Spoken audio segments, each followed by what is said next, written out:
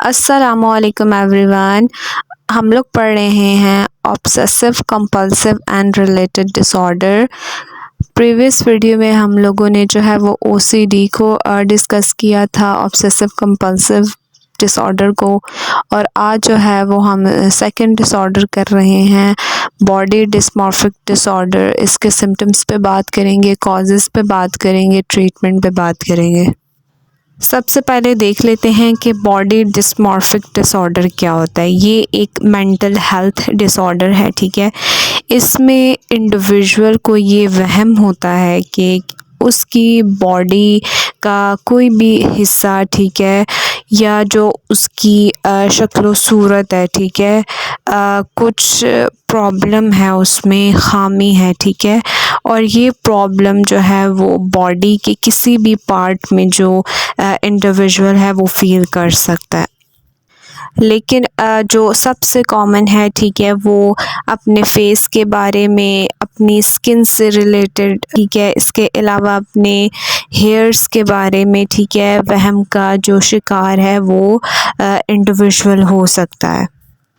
ये जो भी डिफरेंट वहम है अपने बॉडी से रिलेटेड, अपने अपीयरेंस से रिलेटेड, ठीक है, या ये जो अपनी जो इनकी नेगेटिव थॉट्स हैं, ठीक है, उसको इंडिविजुअल जो है वो कंट्रोल नहीं कर पा रहा होता। ये ओसीडी की कैटेगरी में आता है, ठीक है। इसमें एंजाइटी को कम करने के लिए जो इंडिविजुअल है वो रिपीटेटिव बिहेवियर को जो है वो शो कर रहा होता है, बार बार मिरर चेकिंग करना, और ये जो है वो इनकी डेली लाइफ को जो है वो बहुत ज़्यादा जो है वो इफ़ेक्ट कर रही होती है, ठीक है। ये सोशल सिचुएशंस को अवॉइड करते हैं, ठीक है, डिस्ट्रेस कॉज कर रही होती है इनकी सोशल लाइफ को, ठीक है। Diagnostic criteria according to DSM-5 TR की बात करें तो क्राइटेरिया ए है प्री ऑक्यूपेशन विद वन और मोर परसीव्ड डिफेक्ट्स और flaws in physical appearance that are not observable और appear slight to others. Criteria A के अकॉर्डिंग जो है वो इंडिविजुअल को अपने अंदर एक और एक से ज़्यादा जो है वो डिफेक्ट और फ्लॉज जो हैं वो नज़र आ रहे होते हैं, जो बेशक ऑब्जर्वेबल नहीं भी हैं, लेकिन फिर भी इंडिविजुअल को जो है वो अपने अंदर जो है वो डिफरेंट डिफेक्ट्स और फ्लॉज जो हैं वो नज़र आ रहे होते हैं।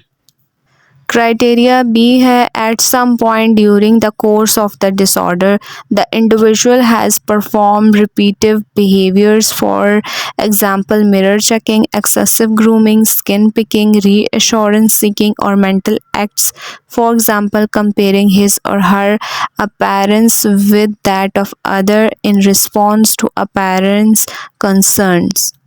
क्राइटेरिया बी के अकॉर्डिंग जो है वो इंडिविजुअल रिपीटेटिव बिहेवियर शो कर रहा होता है, ठीक है, जिसमें जो है वो फॉर सपोज मिरर चेकिंग करना, ठीक है, बार बार जो है वो अपने आप को मिरर में देखना, स्किन पिकिंग स्टार्ट कर देते हैं। इसके अलावा जो है वो रीअश्योरेंस सीकिंग, यानी कि दूसरों से जो है वो बार बार पूछना, दूसरों से जो है वो यकीन दहानी करवाना कि वो जो हैं वो ठीक लग रहे हैं या नहीं लग रहे, और mental act, for example comparing his और her appearance with that of others is response to compare concern.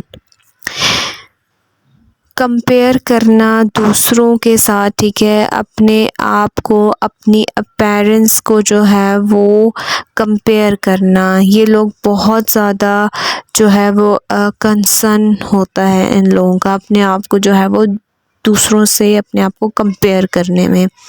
इसके अलावा क्राइटेरिया सी है the pre occupation causes clinically significant distress or impairment in social, occupational or other important areas of functioning।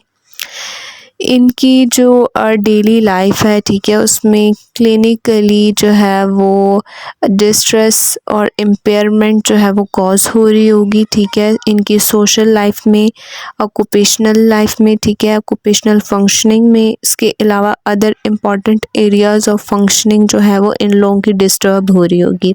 Criteria D है the appearance preoccupation is not better explained by concern with body fat or weight in an individual whose symptoms meet diagnostic criteria for an eating disorder। Criteria D के according जो है ये जो symptoms हैं ये जो है वो ईटिंग डिसऑर्डर्स के साथ जो है ये मीट नहीं करने चाहिए। अगर ये सिम्टम्स उनके साथ मीट कर रहे होंगे तो फिर जो है वो हम बॉडी डिस्मॉर्फिक डिसऑर्डर जो है वो डायग्नोज नहीं करेंगे। ठीक है, बॉडी डिस्मॉर्फिक डिसऑर्डर के कॉजेज़ की बात करें तो कॉजेज़ में जो है वो एनवायरमेंटल फैक्टर, ठीक है, जिसकी वजह से ये डिसऑर्डर हो सकता है। इसके अलावा जेनेटिक्स एंड फिजियोलॉजिकल फैक्टर्स जिनकी वजह से ये डिसऑर्डर हो सकता है। ठीक है, नेगेटिव एक्सपीरियंसेस हो गए, चाइल्डहुड एक्सपीरियंसेस हो गए, नेगलेक्ट हो गया। इसके अलावा जो है वो ब्रेन चेंजेस जिसकी वजह से ये डिसऑर्डर हो सकता है, चाइल्डहुड अब्यूज़ हो गया, ठीक है, जिनकी वजह से ये डिसऑर्डर कॉज हो सकता है। सेरोटोनिन की डेफिशिएंसी की वजह से ये डिसऑर्डर कॉज होता है। ठीक है, और ट्रीटमेंट की बात करें तो ट्रीटमेंट में जो है वो साइकोथेरेपी और मेडिकेशन दोनों को यूज़ किया जाता है। साइकोथेरेपी में जो है वो सीबीटी की जाती है, कॉग्निटिव बिहेवियरल थेरेपी। इसमें जो है वो क्लाइंट का जो बिहेवियर है और क्लाइंट के जो नेगेटिव थॉट्स हैं उनको चेंज किया जाता है। इसके अलावा जो है वो इंडिविजुअल को डिफरेंट स्ट्रेटजीज़ जो हैं वो सिखाई जाती हैं। ठीक है, जिससे जो है उनकी जो मेंटल हेल्थ है वो इम्प्रूव हो सके। इसके अलावा जो है वो नेगेटिव ऑटोमेटिक जो उनकी थॉट्स हैं बॉडी इमेज से रिलेटेड, ठीक है, उनको जो है वो चैलेंज करना जो है वो सिखाया जाता है। मेडिसिन की बात करें तो मेडिकेशन में जो है वो सेरोटोनिन के लेवल को इंक्रीज़ करने के लिए जो है वो मेडिकेशन जो है वो यूज़ की जाती है।